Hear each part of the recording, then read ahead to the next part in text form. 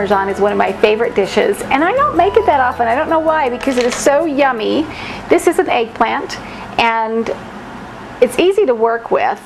You want to buy one that's nice and smooth and less dented, and sometimes they have some darker discolorations on it. But anyway, it's just like that, a nice pretty eggplant. And what we're going to do is I'm going to trim off the top, and then I'm going to just slice these, about a 1/4 inch or whatever thick, doesn't matter.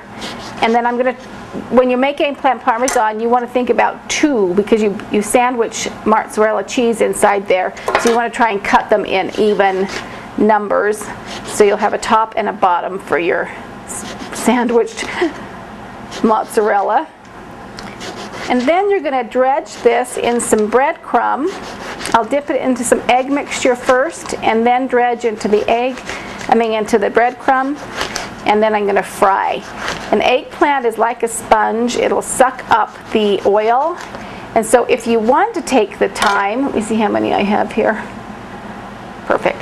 If you want to take the time and salt this and put it in a colander and let the liquid come out of it, you can do that. But if you have the breadcrumb on this and you have a really hot oil, it's not going to suck up as much. But one way to help with that oil is just put this in a colander, sprinkle it with some salt, let it set for 20 minutes, and you'll have about 1/3 cup of water in the bottom of that. But I'm not going to bother with that today.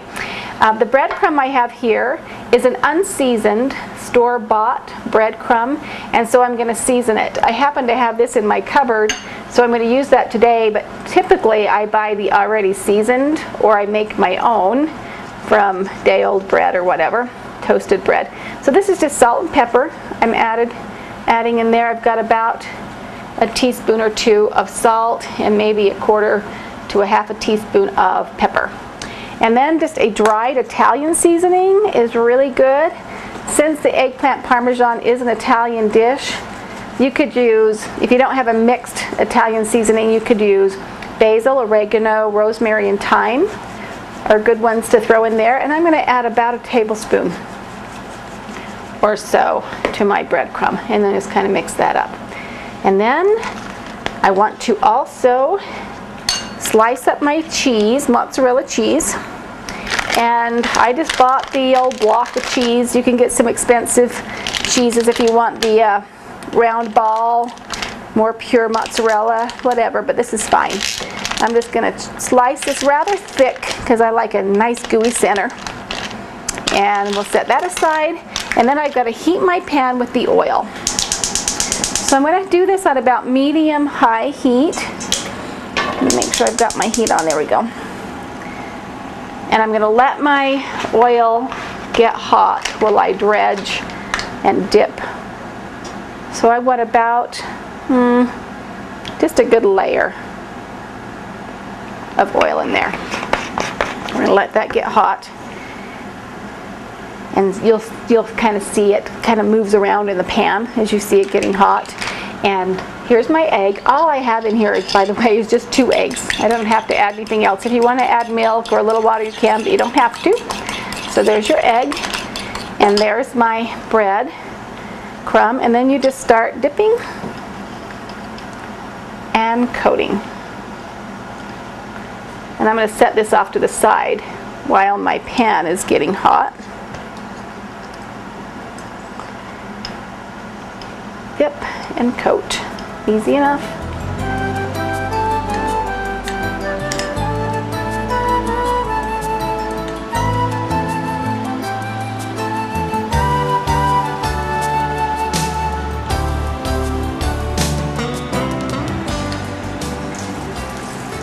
Oh good, nice and sizzly, it's what you want to hear.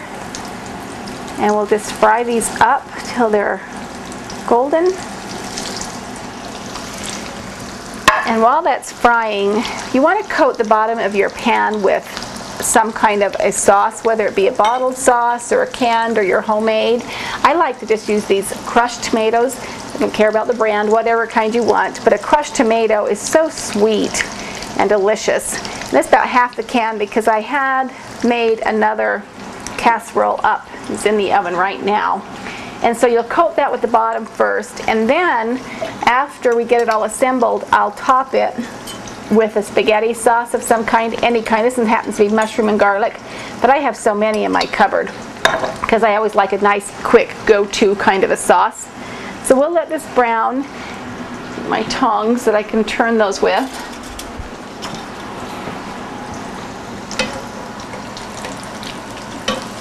Doesn't take very long. You want to keep that nice sizzle going with your oil. If I didn't have that breading on there, believe it or not, that oil would have been sucked up into those 4 pieces, all of that oil. It's like a sponge. So it's good to have the coating and or do the water trick I told you about, letting it set in a colander with salt and letting that water, its own natural water, drain out. Okay. And then what you do is you just begin to layer these. And since your eggplant is all different sizes, like when I cook these smaller ones, I'll have them be the pear. And since I have larger ones here, I'm going to have it be the top to this. So just break off your cheese to the size of your eggplant and top it with that. Oh, this is so good. My son's favorite. He loves eggplant parmesan. That in there, and that, and you just keep going and keep assembling until you've got it full. I typically do like a 13 by 9-inch baking pan because I cook a lot, but like I said, I've got a smaller one in the oven right now too. So because leftovers of this is fantastic on a nice chunky piece of bread like a sandwich. You've got the best meal for a lunch the next day. And then once all of this is filled, I'll top it with a little bit of the pasta sauce, throw it in the oven at 350 for about 20-30 minutes until the cheese is all melted and gooey. And we top it off with some fresh Parmigiano-Reggiano cheese and dig in. So I'll keep frying away, and then we'll finish this dish together.